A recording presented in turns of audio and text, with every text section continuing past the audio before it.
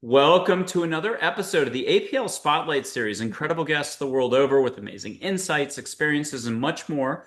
I will argue they're here to just share their high vibe, call it love, with all of you, all of us. And I'm super excited to have back who should become a very regular guest on this show, one way or the other. And we should have a mind, body, spirit panel that I'll be announcing soon on that front as well. It's Marilynn Hughes out of Arizona, mystic, author, musician, artist, 100 plus books, like a walking encyclopedia Britannica meets spirituality or just openness. Um, she sometimes covers various topics, whether it's spirituality, spiritual warfare, expansion for mankind, the galactic side of the picture. And she's the founder of the Out of Body Travel Foundation. So whether it's remote viewing, out of body travel, or just, again, we'll call it letting go. She's a total pro at this. She's been teaching this stuff for 30 plus years, 38 years or so. And I have to reference one other time she's been on for sure, where her sitting still can scramble electronics. Her side of the screen, since it's a dual screen here, was getting completely fried again and again and again. You'll find that in my shorts playlist on my website. Please check out her other appearances. Marilynn, great to see you again. It's such a treat always to interact with you. Oh, it's great to be back. It's wonderful to talk with you as well. Okay. People always have tons of questions. For some, they're just getting into the pool of spirituality. They don't realize that they're already fully connected. So some are dipping their toes in, others are Olympic swimmers. There's a lot of narratives out there. Where would you want to begin on the vision? What's going on for mankind? Is growth, expansion really in the cards for all of us? It is. And, ironically,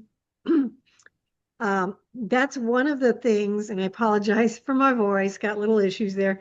Um, One of the things that I've been busy with, which is taking the last 40 years of what I've been doing and trying to put together a series of books that would really provide people who are just starting out with all the basics of what they um, need to just start understanding what these things are. And it turned into a 28 volume series of books called The Complete Out of Body Travel Guides, A Journey to Mystical Awakening. And I have some here that I can show you. And I can just kind of, run off. It's literally a series of books that touches on everything you can imagine that is a part of your spiritual awakening. And all of it leads to out of body travel because these are all the tools, the mechanisms by which we achieve these spiritual states that are bringing us into these states and stuff. And so just over here, I pulled out a few just to give some ideas. So, just to start, you start out with the complete manual of out of body travel and astral projection. And then there's follow-up books, advanced out of body travel and mystical theology and astral projection. And then you have books that have to do with things that would be even precursors to those, perhaps psychic development. We have books in here that are also understanding auras and awakening the third eye. And so you can take a look at some of these kinds of things even before you're attempting the out of body travel. But then there's also something that a lot of people are always interested in, which is reincarnation, right? So there's a 3 volume set in this set. It starts with Reincarnation Unveiled. It goes into understanding past life memories and then understanding soul connections. And that goes into twin flames, soulmates, and divine partnerships. And then there's literally a whole bunch more here. And it covers everything else you can possibly think of, whether it's how extraterrestrials intersect with out of body travel, what out of body travel tells us about heaven, what out of body travel tells us about angels, which is a very important thing. And then there's a whole series of books on different areas of mystical theology and out of body travel, and how, East and West, and what the prophets saw in their out of body travels. So, a whole bunch of those. We have one on the science of out of body travel, and the divine blueprint, and out of body travel healing. Another one that people might not realize the importance of is dreams, sleep, and the astral realms. Again, something that helps people with the very beginning stages of opening up your spiritual path to, because a lot of people are always asking me, well, how do you do this? It's like, okay, well, I got energized to tell them the entire process, give them a series of books where they could start with wherever they are and take that journey there. And I even created a little book in it called Children of the Astral Realms, The Dreamer of Eldrith, which kind of helps young adults with the same kind of thing. And in your first appearance with us, you gave us such beautiful, like your childhood, your first out of body experience, and then how you kind of pushed it away. But around 27, 29, I think, is when you popped again and No, really it was more around 22, 22. 22. And that'll be noted in the bottom of this video, so people can go check that out first if they want. Can you talk to us about loving beings? First of all, we're not alone in the galaxy. We're not the only casino on the Vegas Strip, and we're certainly not the top of the mountain. We're not alone. Is love the fabric of the universe? Do angels exist? And do loving beings exist? And how can we just take a basic step to say yes? Yes. And I think one of the things that people miss, that I talk a lot about in my interviews, is most people miss the point of what it is they're seeking. And most people are seeking love, right? And people get caught up in the fact that they don't really know what love is. And what you learn in out of body travel, the deeper you take it, the more you realize, and near death experiencers understand this as well. Love is God. God is love. And so the more that we want to live in the light of love, the more we move towards all that is of God. And the further we move away from that, the more we move away from love, and the more we feel that absence. And we live in a world where it is a mortal realm, and that means good and evil exists alongside each other. And so we have the ability to choose either or here. And so we have to recognize that good and evil are residing alongside each other here in this realm. And we actually have to make those conscious choices. But the first thing to recognize is that if we want to live in the light, it's like if you really go through and you put them together, God is love. God and love are light. You know what I mean? Then the further you move away from that, you end up with the other guy, and you end up with darkness, and you end up with evil or darkness or just bad things, whatever you want to call it. You have to actually deal with whatever the things are within you that are holding you from or holding you away from being receptive to what love is. And in today's world, there has been a lot of push politically and in the secular world to make religion or God, the idea of God, try to push it aside. And so even a lot, you'll see this in the spiritual communities. There's a lot of trying, and I get emails about this all the time, Well, as long as you say that, people are going to resist what you're saying. As long as you say it's God, as long as you say this, the reality of why that's so important is because love emanates from one source, and that is God.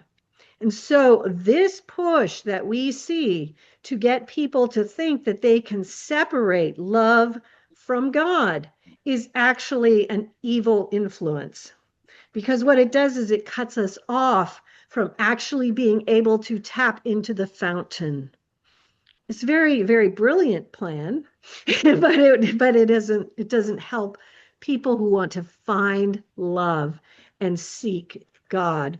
And so people have to take a look at that and see if they have blockages or obstacles to the idea of God. Start there. So many religions have covered this over so many years, and yet it's also just been eternal. It's also, if you just fell off the turnip truck, bonked it and started from scratch, you'd almost have an easier time if you wanted to go full open, opening openness, Tibetan Buddhism style, or the Sufi way of looking at things. You could connect up right away if you were willing to let go of your complexity, not put your focus on complexity, resolve any healing that you've got to do, the opposing forces within. You could hook up pretty quickly. Good luck with that. Welcome to being human and thinking, and knowledge that precludes possibility seems to be the currency everyone's dealing in these days, limits. So I wanted to ask you about the historical aspect of this. You've been studying religions, mysticism, you're a mystic, all of that good stuff for more than 3 decades. Um, how would you like to relate that into this? Everyone's been on the right trail for the most part, but it's not about any one system of thinking because it ain't about thinking. How would you like to address how it's about this? It is about the heart. But what you'll find is that in the writings of the ancient sacred texts, the mystics are very similar. There's very few differences between the mystics. There might be, a few differences here and there, and you'll find them, but where the differences are in the dogmas of the faith and the theologies, and that's where you have the intelligentsia at work, but the mystics who touch the heart of God, they all are, let's, for lack of a better word, we'll call them knowers. For those who are the knowers, they all know him equally, and they know each other. If they meet one another, if a Sufi mystic meets a Jewish Kabbalist, and these are authentic mystics, and a Christian mystic, and we have examples of this in the last century, Thomas Merton, Thich Nhat Hanh, meeting one another, and they know each other.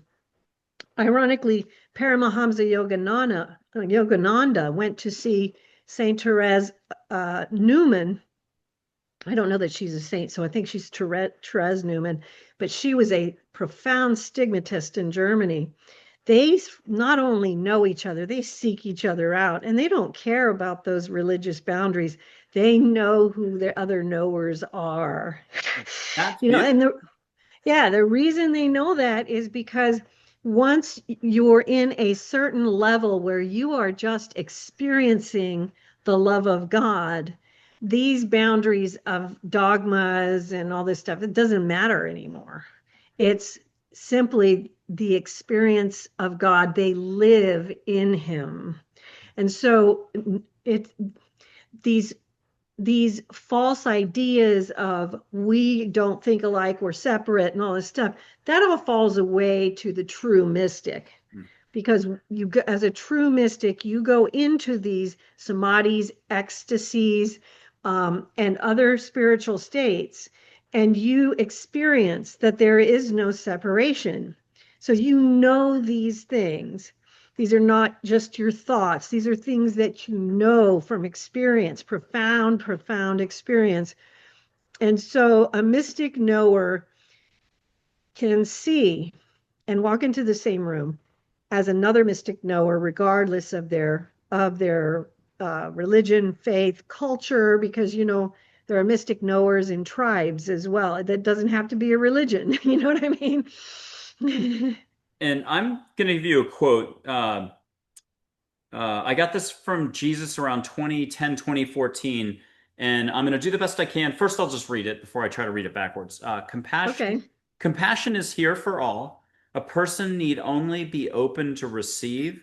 A new consciousness emerges. Details are not so important. Love is love. And I'll hold that up, and I'd love to get your reaction on that. I would like to try to meet you with another cool quote. Yep. I can find it quickly. Oh, absolutely. And you can keep searching while we talk. Is Sure. this all really big, but at the same time, it's all really simple? If you just would allow it to be simple? I believe it is. And I think that what I see, like when I speak to people, is those who are experiencing, people who are in that mode of experiencing or are preparing to experience and have that certain infused Holy Spirit demeanor. And so they're preparing in that way, have a different understanding, and they approach their faith and what they know differently. There is an openness, there is a love that fuels that search, right? And then there are those, and I'm going to be very honest here too, because I want to be clear, because there's a purpose for every calling, you know. Then there are those who are very into information, you know what I mean? And they will scour the theology, the intellectual materials, say, no, no, the Sufis and these guys they're not the same. And the Sikhs, they're not the same. And it's like, yes, on that level, they do have different rituals and practices and sacraments. That's true. But the Sufi mystic and the Christian mystic, it's almost like if you imagine these mystics, the Christian, Sufi, Islamic, Jewish, tribal mystics, and all these, Hindu, etc. You imagine them like sitting in a circle, and you imagine God in the center as the great all. Those mystics are still all going to meet in that center. So you can still acknowledge and find very fascinating, the differences in the information about their theologies. I've studied all that stuff. If you look at my background, you'll see I've studied all the schools, liturgical, biblical, all of it. I won't bore you with it, but like 5 or 10 different schools of theology, and all the different Franciscan, Benedictine, and etc., Carmelite. And they continue to do so because I'm fascinated by it. But that is a different process than the mystical process. The mystical process is something very different, which is it is fueled and it is fed by the Holy Spirit, and it is brought into this center where they all meet. And that is part of the reason they all know each other, and why Paramahamsa Yogananda would strive to seek out Therese Newman, who is a Catholic stigmatist, when he was a Hindu saint, and why Thomas Merton, as a Catholic monk, really wanted to meet Thich Nhat Hanh, who is a Vietnamese Buddhist monk, and on and on. Dalai Lama as well. I believe Thomas Merton also wanted to meet him and did. Um, and so there's a reason why. That reason is because that interior soul is calling to its family, you know?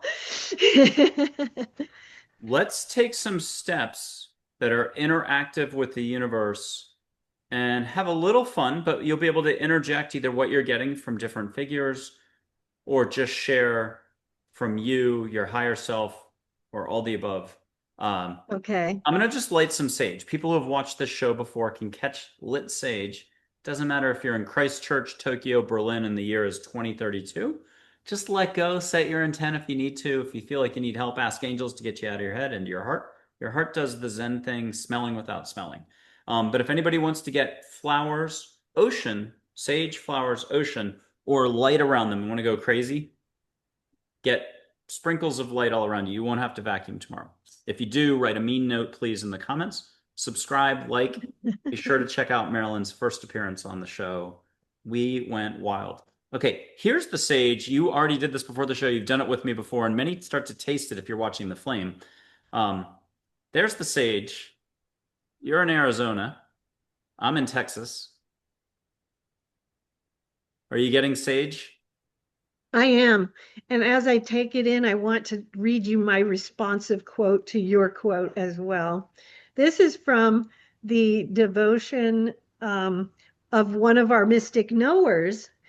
She was a saint, Saint Faustina from the Divine Mercy devotion. And what you said made me think of her because her whole calling, her entire vocation was about divine mercy. So keep doing it. Okay. And she would receive these beautiful messages from Jesus. And this is what Jesus said to her. Um, he said to her, um, I think, oh, here it is. Okay, my apologies. My daughter, know that my heart is mercy itself. From this sea of mercy, graces flow out upon the whole world. No soul that has approached me has ever gone away unconsoled. All misery gets buried in the depths of my mercy, and every saving and sanctifying grace flows from this fountain. My daughter, I desire that your heart be an abiding place of my mercy. I desire that this mercy flow out upon the whole world through your heart. Let no one who approaches you go away without that trust in my mercy, which I so ardently desire for souls. Beautiful. We'll put up a couple photos of angels, like a Joy, Archangel Michael. You don't need them. They're actual photographs, but in light energy form, but they don't show Yeah, any which way. And you can see in your mind's eye if you want to go crazy and see back here, or you want to look out into your yard, or if you need a whole football field away, so be it. The brain can be a little restrictive. Here's Joy, and my dog there is named after her. That's Joy. But there's an angel named Joy. She's Joy. She's high vibe. If you don't mind getting a personal little something and a hug and say out loud when you got it. And people can see you light on their eyelids. There's like 4,000 ways to interact. Just be like, hey, sock it to me, Joy, and get a whoosh down your back, but you can get a separate whoosh up your front. You've been carrying around. It's a long work week. Ask for it to be lifted off of you, not towards Arizona or Texas, out the window, over the Pacific, over the Atlantic, outer space. got it. Yep. And then if you don't mind looking at the photo and just asking her point blank, what does she have for all of us? And you might see the photo move. If you do, you can note it. You don't have to. Well, it's interesting because the first time you showed her to me and this time, I saw all pink, but then in the center, she was showing me, in the center of my mind's eye, because I had my eyes closed, she kept showing me the universal sphere of realms. And that is, for those who don't read my books and know what that means, that is the star map of our entire universe. Mm. And it's an important thing because during the initiations and rites of passage of a soul in the out-of-body travel experiences that I've had, one of the big rites of passage is to receive the universal sphere of realms. And it's really important because it's a huge initiation where you receive the map of the universe. You know what I mean? It's a big moment where it's kind of like the universe is opening up the next level to you. And so I can't say I fully understand the whole meaning of it, but I would say that what comes to me right off the bat is for whoever's listening, maybe joy is trying to open up the universe and the map of the universe for those who are listening. And I'll share something from around 2010, I'm guessing. I'm sure I have it written down somewhere. I was stuck on the concept of ghosts. Hadn't taken any photos of Plato, angels, didn't know, was way behind. Nowhere near anything you do, Marilyn. But so I'm like this over the fact that ghosts might exist. I'm massively stuck. I want to get a burger down at my favorite spot in Austin, Texas, at a restaurant that I love. It reminds me of Nantucket. It's safe. And everywhere I'm going, I've got intuitive people telling me they're seeing light on me. I'm popping. I am buying some onyx or all the black three crystals that put tourmaline and something else. So I get into this place that's no longer existing there, Zach's, great place near the opera ballet place downtown Austin. And it's totally empty. Bartender's not the usual female, but a female. All the tables are empty. There's one Hispanic Nick Nolte at the end of the bar eating like a mindfulness movie with a leather jacket. And I sit where I sat 3 months earlier, haven't been back since. And in walks a regular human who had sat next to me 3 months earlier. And it's a guy who used to design album covers in the 70s, but now he's real estate, mini mogul. He's shocked. I'm shocked. Neither of us have been back, same seats, and it's not about him. But I feel comfortable. I get my burger. The guy at the end of the bar has chatted with us at a distance, eating out of a mindfulness movie. And it's a Hispanic Nick Nolte, but said, I've got a farm in southern Texas, grapefruit, whatever. And he's just passing through. Now, I somehow get out of my stool chair, whatever I'm in, bar, stool, and I go babble about ghosts to the guy at the end of the bar. And it's joy in human form with eyes of the cosmos moving. And from that moment on, I didn't ever ask about ghosts again. She came in because I'm not exactly the fastest uptake guy, shoved me over the fence. And that lesson, I guess, was learned. I got a mulligan, or they just checked my box, they stamped my passport. I never worried about it again. So I got a little divine intervention. You can get a little laugh from Joy, hear from her, yeah, he's not the quickest student back at the class, but get a little laugh privately. Did you get something? No, I'm Oh, sorry. okay. No, no worries. But what I wanted to do is this can be a lot for folks. What's the very first book you recommend? If people could only pick one out of the 100 plus 139 books you've put out, what's the starter book for folks if they're kind of wondering, well, hey, this is a really big, there's so many Yeah, aspects to this. What's the number one book you recommend for people to pick up? And then you have I to would. mention someone else as an author as well out there. Who else do you enjoy? Okay. So out of my books, I always recommend The Mysteries of the Redemption, a treatise on out-of-body travel and mysticism, and Come to Wisdom's Door, How to Have an Out-of-Body Experience. Those two books, along with using our YouTube channel, are going to really be an excellent start for you. In terms of picking everyone else, oh boy, did you open up a can. So my favorite writer is Father Adolphe Tanqueray, The Spiritual Life. There's also St. Francis de Sales, An Introduction to the Devout Life. Those are two books that I recommend for almost everybody. But I would have to also say, this might not be the easiest book for everybody who's just beginning, but it is an essential text. The Ascent of Mount Carmel, St. John of the Cross, in terms of mystical texts. I have a library of 5,000 ancient sacred texts. And over here, I have just about every mystic that's ever written here.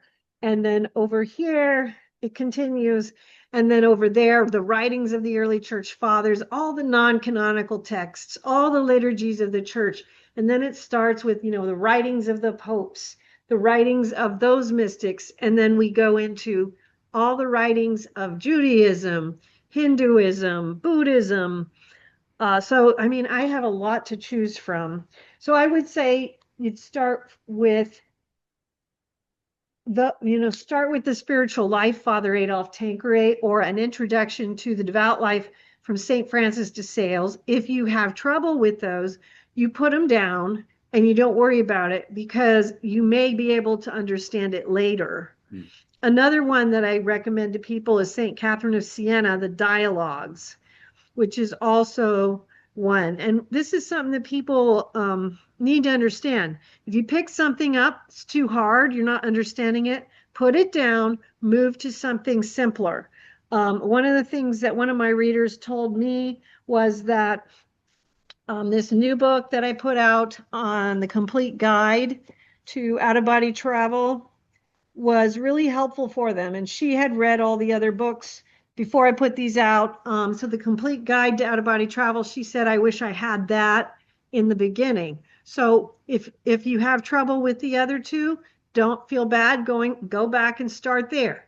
You know what I mean?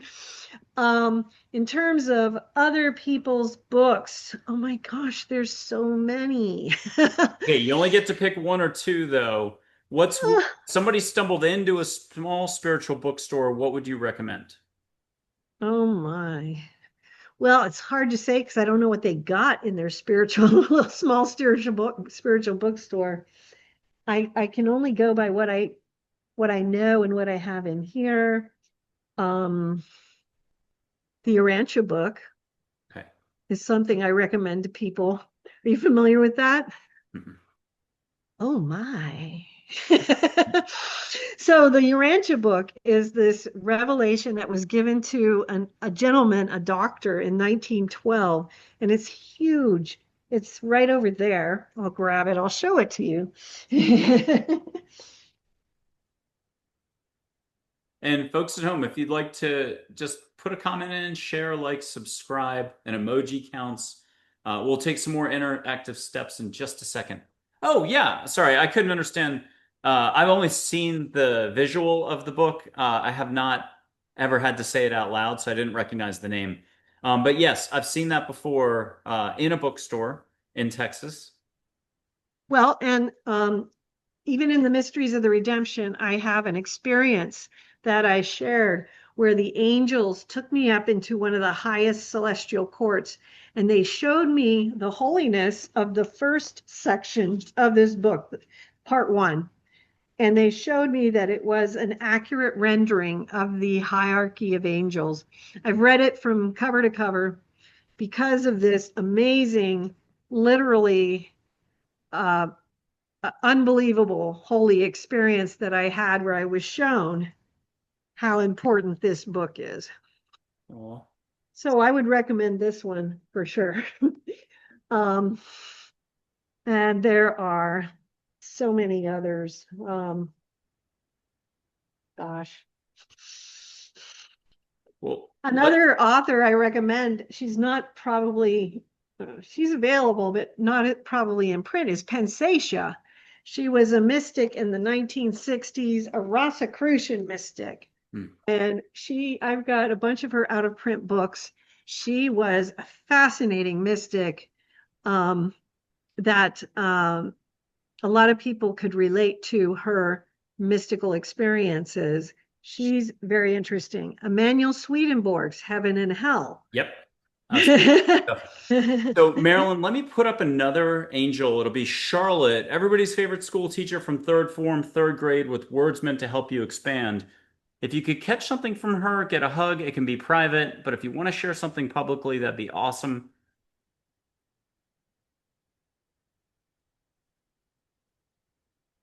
A She's lotus blossom. awesome. And she's got a galactic background. Origin story would be Orion and might have been around in ancient Egyptian times. If you want to catch an Egyptian incense, she might have been Nefertiti bringing compassion in to help back then. I don't know if this is the one, must be 4,000 or something years ago.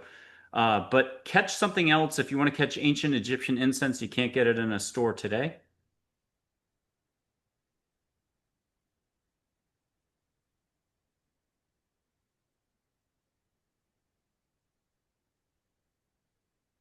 What'd you get on that go?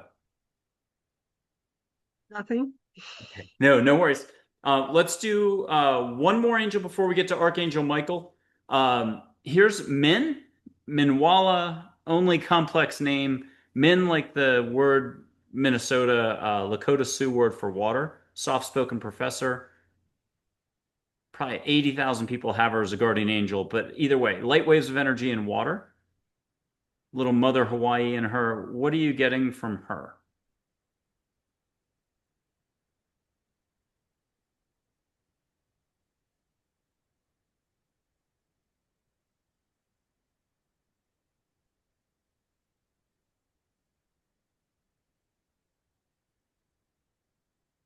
I see, I saw a series of things. I saw small ocean waves at first, and then I saw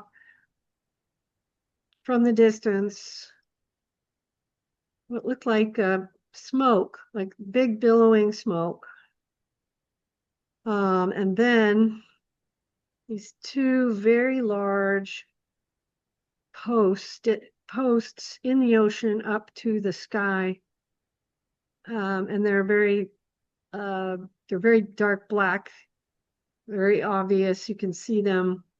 So wherever the billowing smoke, whether that's a volcano in the ocean or it looks a little bit like that, the posts, the right post is right against the side of this thing that's blowing and billowing smoke. The other post is out here. It's almost like football goals coming out of the ocean off in the distance. I don't really know what it is. I do get a sense that it might be intergalactic in origin, otherworldly, what those things are, those two things. And I'll put up Archangel Michael. You'll let me know which way you want it solo, or you can have him as Rainbow Pie Slice with three other archangels Michael, Gabriel, Raphael, Uriel. Do you like the Rainbow Pie Slices? Do you like them both, or do you want just the Well, ball? the interesting thing was I was seeing a lot of green, so I would go with the second one. Okay. And ask these guys to do cleanup. Michael, Gabriel, Raphael, Uriel, they can give a little translation if you want. And they'll do some explaining. A lot of it can stay private, but whatever you think the fun, easy version, or I'm using the wrong words, the broader version for consumption is, please share. Hmm. And folks at home can put their hands out, treat these photos like a fireplace, but instead of warmth or heat, I mean, you could get that. You could get sparkle. Try too hard to get sparkle in your toes. You could get a wind in the room. I mean, there's 1 million ways to interact. Love is love.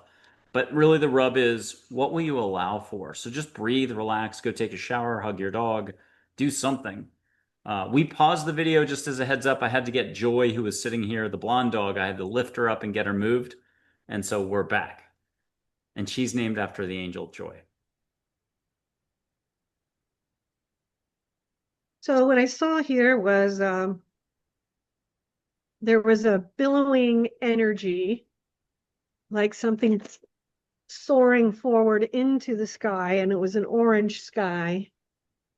And then up at the top was like a star-like or flower-like thing that punched through the orange horizon. And then behind it, up and above here, was another one. And the two of them pull back, pull back, pull back off into the distance. And then it becomes green again. And there's this eyelash, it's closed eye. And I see the lashes, and it's a closed eye.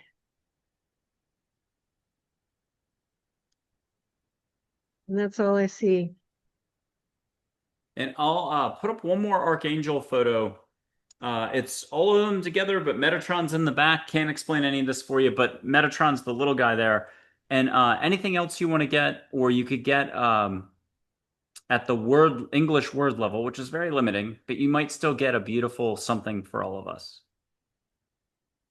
Immediately saw these two posts again by themselves, not in the ocean. This time it's burgundy, and they're coming out of a black empty space surrounded by burgundy, the black posts going up, up, up.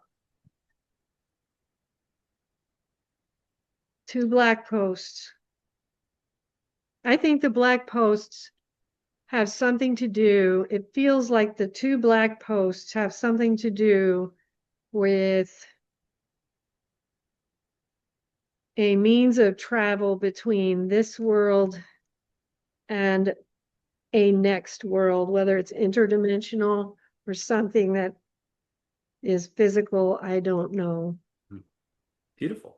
Uh, I'll do Thich Nhat Hanh in a second, Sri Shirdi Sai Baba, and anybody else I mean, you have so many amazing figures you either touch upon, have researched, written about, and so on. But first, I'm going to just put my hands up and show a little bit of light on my fingers. The second you get a little bit of seeing auras, and people can do this at home, it could be whatever color. As soon as you say it, I'll go wider and bigger. And if you don't mind letting angels, loving beings, galactic beings that are love and above to come in and make something more out of it, vortices, you name it. People have gotten lotus flowers. Two people got phoenixes. A running buffalo was most interesting, but hummingbirds, it could be anything. You get a dad joke, most importantly. I'll tell you a new one, I hope, that you haven't heard. Where in a hospital is the worst place to play hide and seek? Where? In the ICU. Okay, so here's this. It's out of Celestine Prophecy, but as Sue Frederick in Florida and Arizona said last year, we were doing this before the movie was made, and in India they make like a little steeple. They go at a diagonal and do this. What are you getting between my fingers?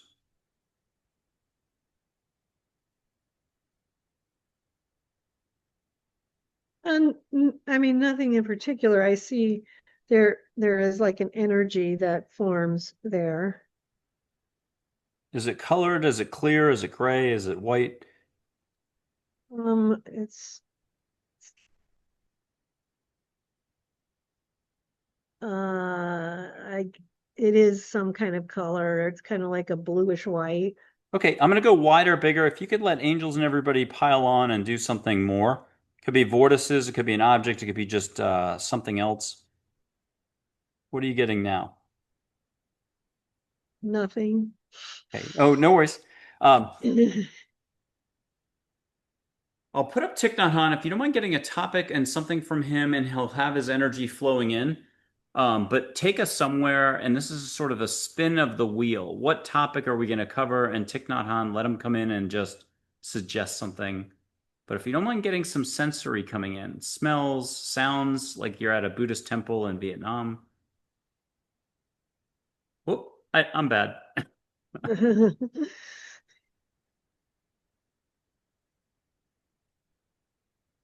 Where do you want to take us?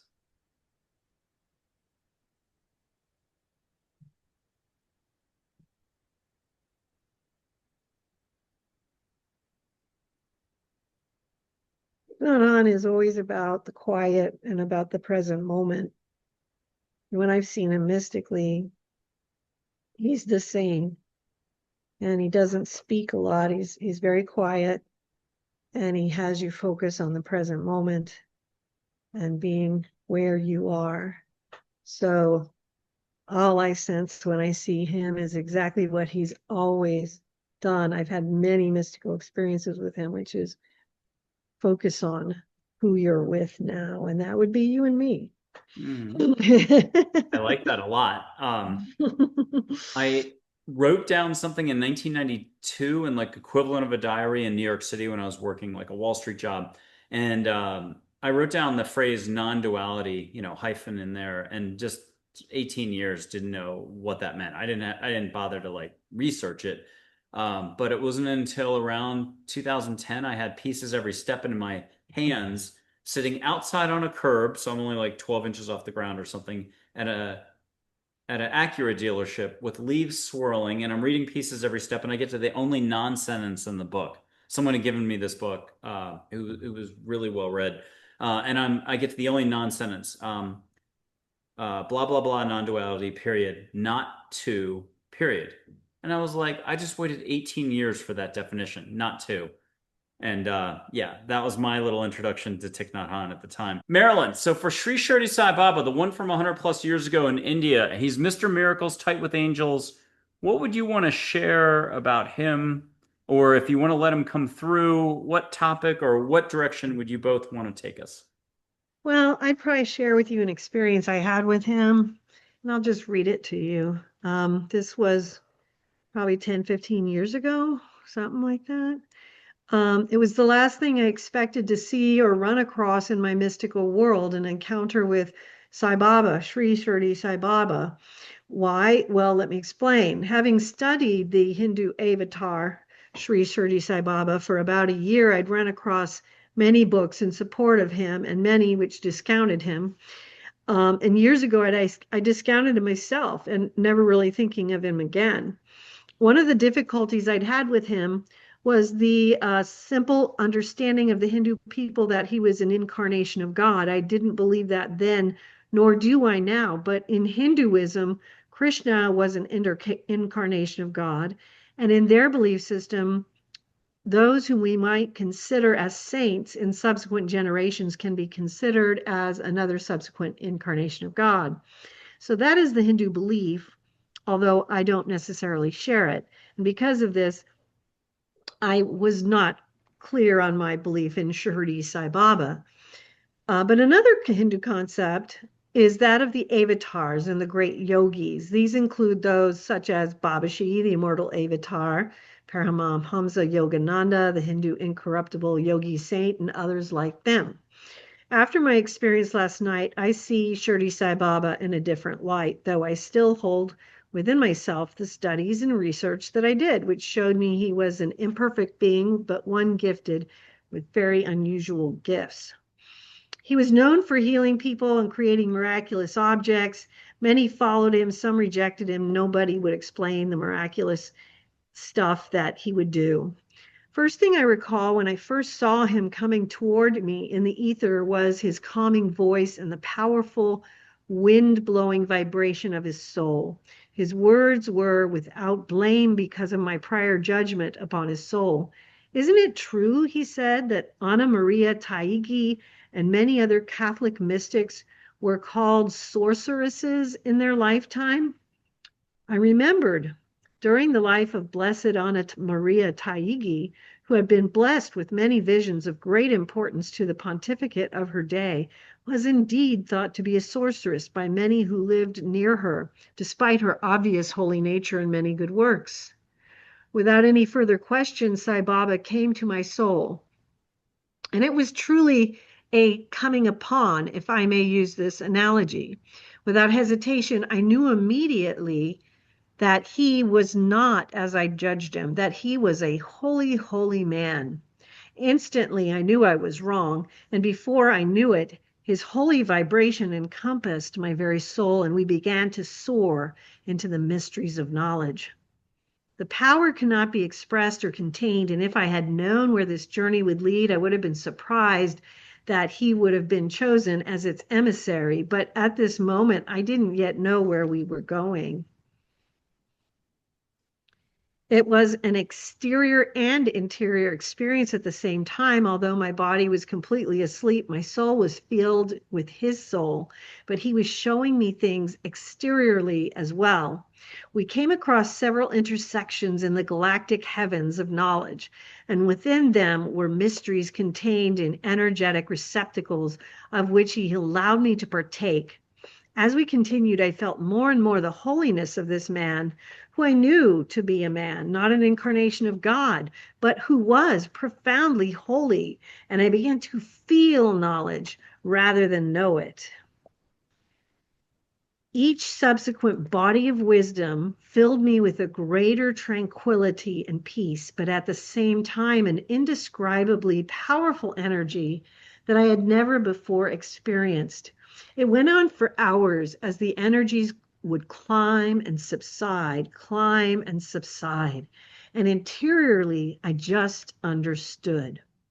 But the final turn in our journey was unexpected, although perhaps from reflection, it should not have been so. This night journey was taken 2 nights after an attack was made to a mosque on the Holy Mountain, Jerusalem, the site of the original temple of the Ark of the Covenant. The subsequent day, many mosques all over the Arab world had been attacked by suicide bombers, and many people killed. And of course, this was all happening at a time when my own nation was at war with an Arab country. The horrendous reality of the lives that have been lost during these wars and terrorist attacks was coming over me, and it was unfathomable to me and to mankind. It encompassed me. I felt it. I understood it from the sense of how God feels it and felt it. And it overwhelmed me. How must God see such things, such horrible things that human beings do to one another?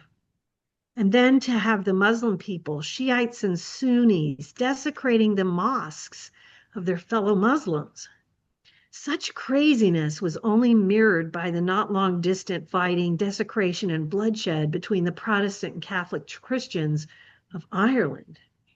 Despite this, Shirdi Sai Baba was focused on something much smaller. Although it became clear to me that these recent desecrations had been a catalyst for my journey this evening, Sai Baba took me into a small, localized Christian Catholic church. Inside, he showed me something of great importance because it explained the type of mass desecration and violence which was now going on all around me. And in that moment, I realized why God had sent Sai Baba to show this to me rather than somebody I might have accepted before, not judged or rendered false according to my own judgmentalness, limited capacity to know the truth, like a Catholic saint, for instance, or even a Paramahamsa Yogananda, who I accepted without question. Inside the small Catholic church was being committed a sin akin to murder according to the Jewish Talmud.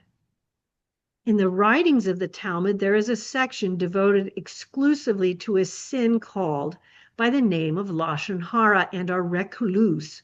Remember this name well.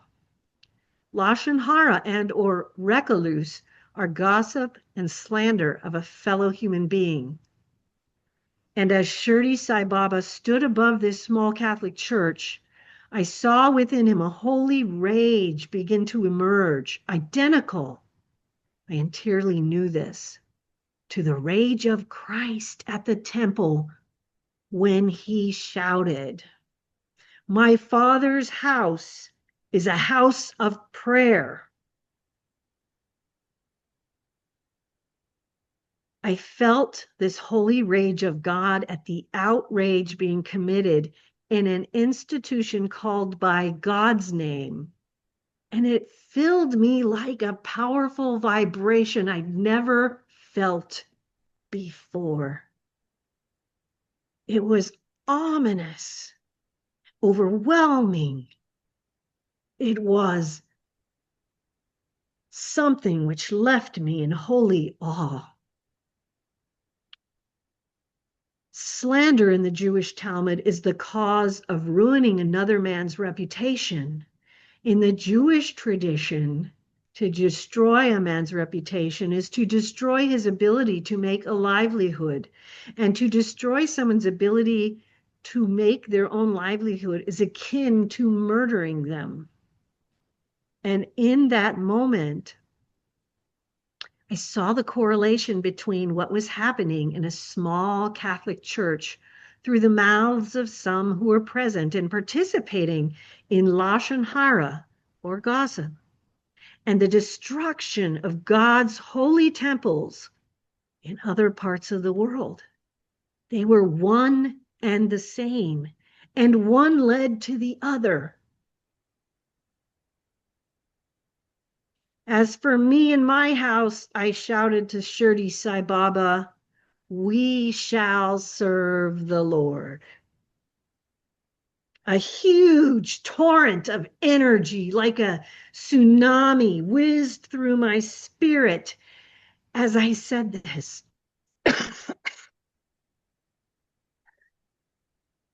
Shirdi Sai Baba looked at me so intensely I cannot even describe his eyes. And I realized that Shirdi Sai Baba had come to deliver this message to me because he was a servant of God that I had judged wrongly, falsely perceived as false. It was my own judgment against him that was false. I was wrong, but had truly and honestly felt that my judgment was correct. And when you look at what I had done to come to those conclusions, most men would think I had done right. I had studied what I needed to study. I had looked at the correct books, dogmas, theologies to come to this conclusion. But I was wrong. Dead wrong. In the mouths of those committing a similar lack of discretion or mistake was a similar confidence in their correctness. They had no idea the damage they were doing to those of whom they spoke. And the holy rage I was experiencing, as if it were Christ's rage when he was at the Temple Mount, which had just literally been desecrated again, had been generated by the fact that they didn't care whether they were wrong. It was not important enough to them to even consider the damage that their words might do to another fellow brother or sister in Christ or in God. It was not important enough to them to even consider the possibility that they might be wrong about somebody or something and actually interfering with the will of God. And it was this arrogant ignorance that was also responsible for the warring of the nations, the desecrations of the Holy Mount and all the mosques across the Middle East the previous day. As I stared into Shirdi Sai Baba's eyes, he didn't ask for apology on my part. He didn't ask for anything. He conveyed. And what he conveyed was the holy rage of God at each and every person of faith who enters into a house of prayer, whether it be Christian, Jewish, Muslim, Buddhist, Hindu, or whatever, and desecrates it with his words or his internal hatred of his brothers and sisters. It went without saying that this holy rage extended to those who took it to the higher level by actually desecrating holy places with violence. I felt the holy rage and it became a part of me. He wouldn't allow me to speak of my own false judgment of him, even though I wanted to apologize to him and get on my knees and beg his forgiveness. He would not allow it. He was not willing to waste the time on an apology I might have to offer him because he held no anger at me for this misjudgment. All that mattered to him was that I feel the holy rage of God and see the desecration of this sin and how it had infiltrated so thoroughly into the hearts of so many people of faith in every religion. So I internally apologized to the Lord and vowed to never desecrate the holy temple of prayer of any of my brothers or sisters anywhere in the world of any faith with the inappropriate use of words again. Shirdi Sai Baba was not yet satisfied. It seemed our journey was close to ending, but there was something else. He knew of my sincerity.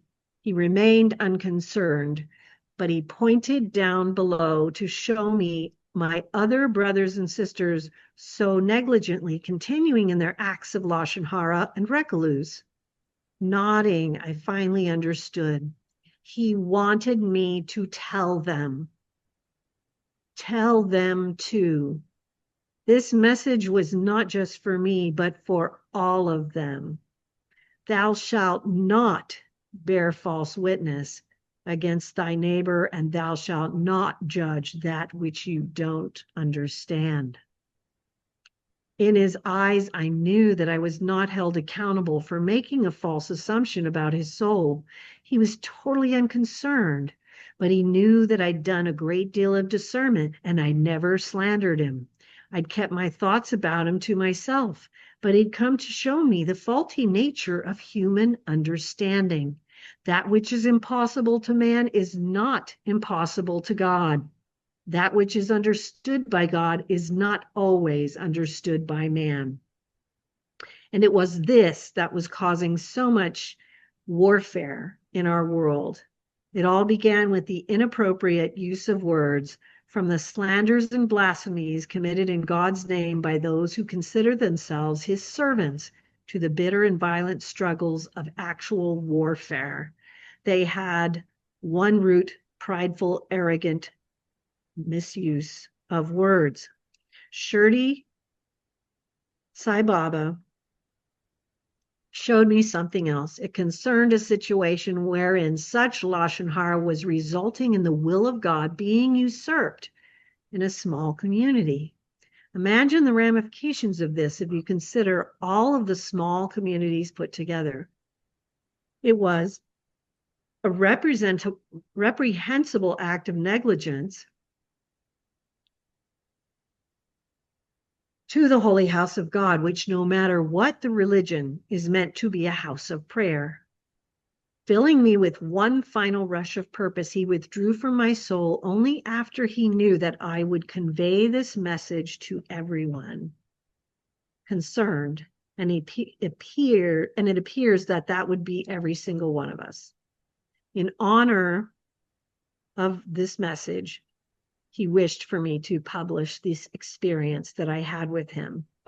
And as he withdrew, I could feel the rushing of the energy being withdrawn because he was so holy. It was like having that holiness, that love of God, that even in the intensity of experiencing that anger and wrath of God over the warfare in the world, it was also that holiness, that love of God, that correction, that corrective love of God. And as Shirdi Sai Baba withdrew from me, I could feel it, all this energy being pulled away from me. And I almost fell back from the weakness my soul felt after he had withdrawn from me. But I knew I would never forget it. And it was a profound and holy honor. And as he moved away, he smiled and off he went. And off I went. Beautiful and profound. And I'll do a quote from Archangel Uriel from like 10 years ago. If more people would listen, less conflict would result in any given situation. But we can add the concept, instead of just listening, it could be just being still. Can you talk to us about just daily practice, one or two things you do to start the day or to clear out if you've accidentally put on the TV or interact with somebody who data dumped on you? How do you like to go? How do you like to go full stop and just remember the heart? Every day, I do practice a little bit of like the Orthodox prayer of the heart, which is, for those who are familiar, like with the Philokalia and the idea of that St. Paul had of pray without ceasing, and the Orthodox have this prayer that they pray so that they keep it in their minds at all times to help them always have their mind on God.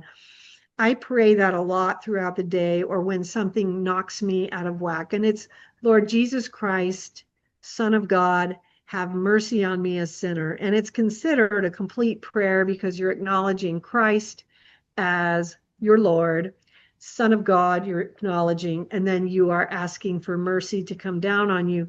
And there is a very powerfulness to that in terms of kind of cutting whatever it is. I do have a lot of silence throughout the day. And so I do a lot of that. I also do practice a great deal of time of just communication, talking with God. So, usually I do that at night as I'm going off to sleep, but I do it throughout the day, you know. Um, Meditation is something I engage in almost every day, and that involves a lot of uh, communicating with God, talking to God, but then also just surrendering and just letting God move in me. Um, I do think that what happens is the more you practice, it's been 40 years for me, you naturally come to this place. And it's kind of like, Thich Nhat Hanh was a living embodiment of this, where you become quieter, you become more peaceful, and things don't affect you in the same way they might have when you were earlier in your practices. So things that people might say, you have a different kind of reaction to it than you might have when you were younger. You may have no reaction to any of it at all, except to take in if there's anything that you might need to do because of it, So you're not easily offended, you know what I mean? So your peace doesn't get affected, by that as much as it used to. So it's a lot of meditation, prayer, and St. Padre Pio spoke about the spiritual reading, the daily spiritual reading. And whenever you get thrown off, it is always helpful to pick up a spiritual book, even if it's for 10 or 15 minutes, because that immediately reorients you and helps you to throw off that energy that you might have taken on. And that's one of the biggies. I always have a spiritual book that I'm reading, and that is one of the ways that you really keep your energy kind of fine-tuned and going in a better direction.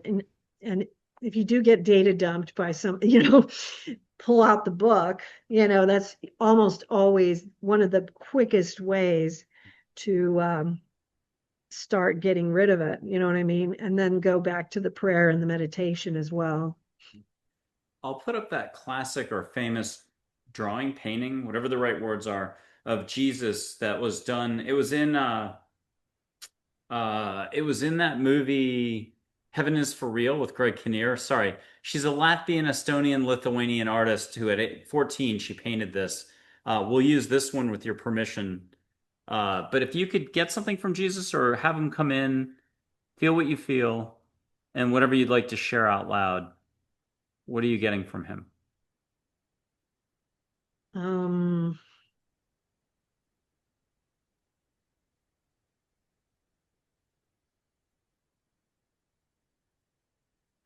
just no matter what it is, approach me.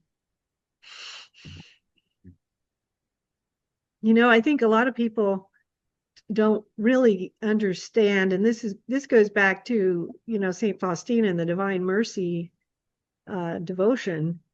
Um, Jesus told Saint Faustina, "My spirit is clamoring to be spent on souls." I can't remember all of the words exactly, but Jesus wants to expend his mercy on souls. People who feel like they cannot reach out to Christ because of whatever it is that they think they did, or they're wrong.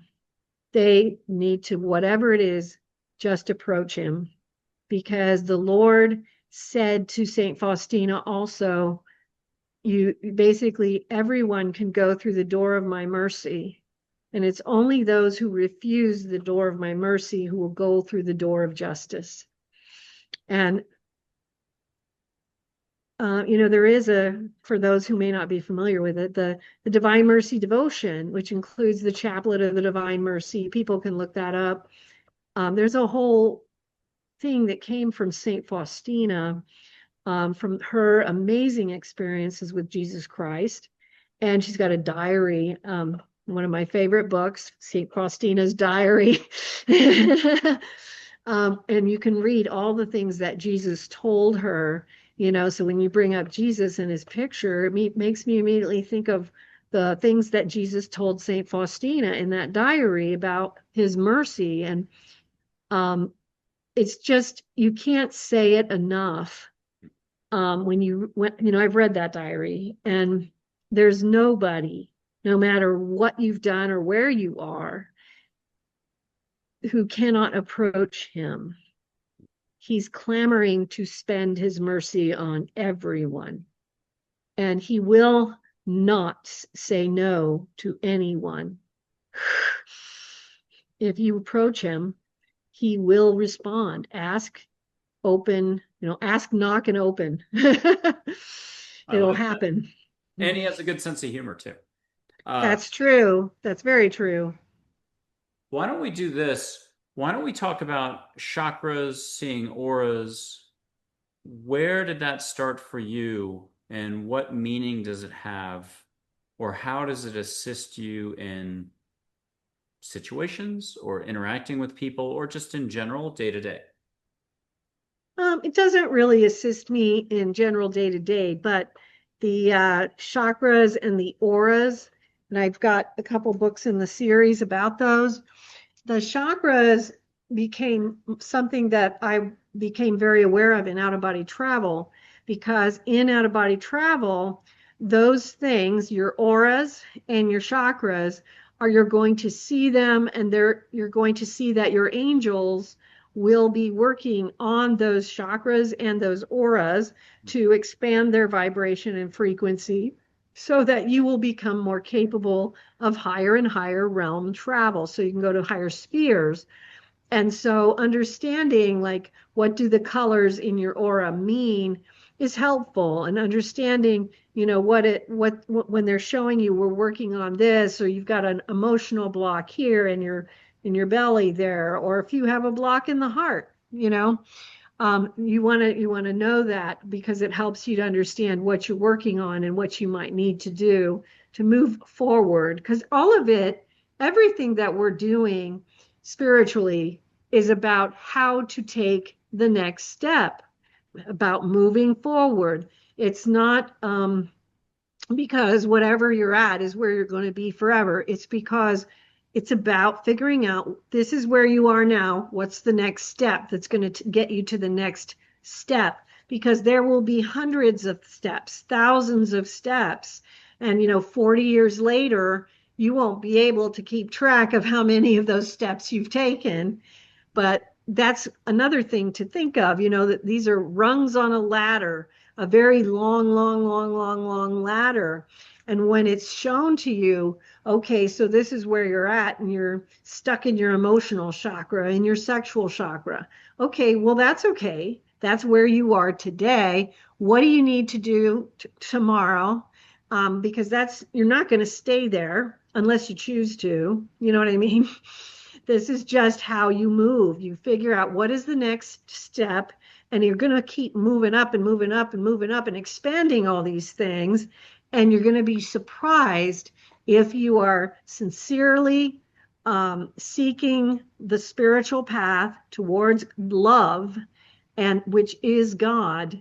You're going to see 10 years, 20 years, 30 years, 40 years down the line, how much movement has happened in your soul. You'll be shocked. We'll do a final interactive exercise. We'll let archangels, Jesus come in, Mary, they're already here. But here's four archangels for folks at home if they need some sort of visual. That's Gabriel, Uriel, Raphael, and Michael. But with your permission, we're going to mix two exercises or non-exercises, just fun. I'll put my hand up in Texas, you're in Arizona. Feel what you can feel. Let angels really run the show here. And just give us a few adjectives. Are you feeling sparkly, warmth? Are you feeling da da da da da? What's the da da da da da da? What do you feel right now? I just feel a little warmth. Okay. And I'm going to whoosh once with a hand like a ping pong paddle. We'll let angels take over on this. As you get whatever it is and you want to use a few words, if you could close your eyes and you can see either the cosmos, you'll get your own soul, you get to see your own soul, Aurora Borealis style, whichever way you're accustomed to seeing, or it'll be whatever angels bring. This is a sushi menu. I'm not going to predict which type of fish is tonight's special. But here comes the whoosh. I'll blow a little through the microphone. And hopefully I was loud enough to make that wind sound for extra effect. Marilyn, did you get a second round of a little bit of light, love, energy, positivity, something? And then are you getting a visual on your eyelids or something bigger? And let the crew turn it up a little so you get, I don't like the word entertain, but you get a little pizzazz. There we go. We haven't said the word pizzazz in 20 years. Pizza with the works. There we go. That sounds good. Yeah, brick oven, the full, like, a lot of love put into that pizza.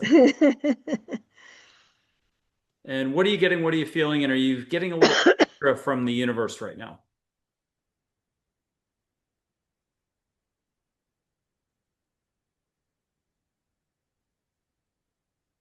Mm.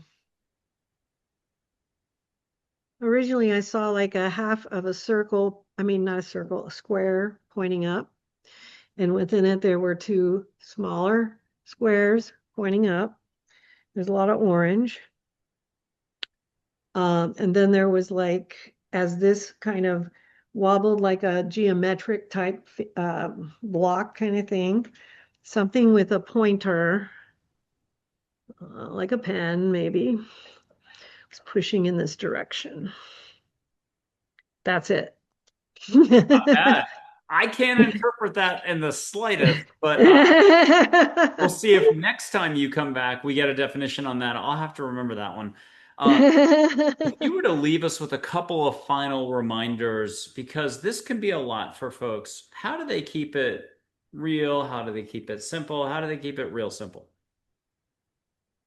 Well, I think it is easy to keep it real simple. You stay centered, stay focused.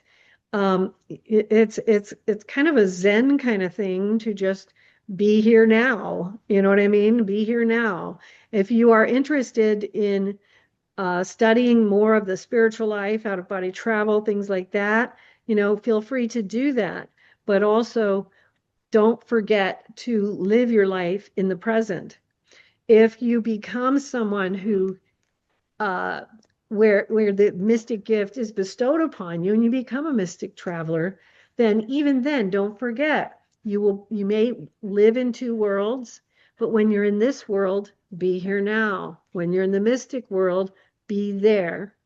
And it's important to do that because we can garble them to the point where you're not present here and you have people around you that need you to be present here.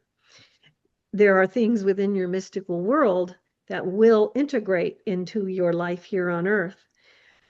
Try to integrate them in a way that is simplistic and don't overthink. You still have to use common sense. You still have to bring in, when you're talking, let's talk about like people making major decisions and they're asking for guidance in the mystical. You still have to also look at all of the things on the ground. So make sure that you don't make your decisions entirely and solely because of the answers you receive in the mystical. That's one part. And then you also include all these other things. You want to keep it simple. And part of keeping it simple is remember you are here now. And so you have to operate in this world, always keep all the elements of this world grounded. And then remember, it's perfectly okay to also have this other world that you live in, but it intersects with this world in a different way. Don't let this world come to the point where you lose touch with the world in the physical, because that's when people go a little batty and a little crazy. And we got to do a teaser because you're going to tape again for our December, early December Angels, Positivity, and Love main show, which you've already been on. People should check that out. It'll be in the details of this video. But we need a teaser on the galactic, off-world, interdimensional front. Again, love and above only, not the complexity stuff. What teaser could you give to us that points to how brilliant, shiny, ZG the universe really is? How many loving beings are out there ready to assist? What would you like to do to tell us how good that pizza is in the brick oven with the works on it? Well, I'd probably say imagine flying through the galactic heavens and finding Babaji shooting on by, with the great nebulas in blue, purple, and burgundy. And behind Babaji is this shooting rocket trail coming from his midsection. And he smiles as he's flying by. Imagine what a rush that is. That's the kind of world you see in the galactic heavens. And up beyond that, just beyond where you punch into Babaji, is this beautiful mansion where you find the House of the Masters, and you find the Ascended Masters there. And then you find the cities of light, where there are all kinds of angels and light beings, many of whom are learning and many of whom are teaching. And beyond that, you find holy worlds of all kinds, not to mention we haven't even touched on the Pure Lands. The Pure Lands, one of my favorite places, which is where the masters go from all world religions and all faiths and all tribes. And they go there to have rest and to commune with one another, to basically learn and talk with one another about how to better bring the worlds that they work on to the redemption, because the world that we live on, the earth, is a redemption world.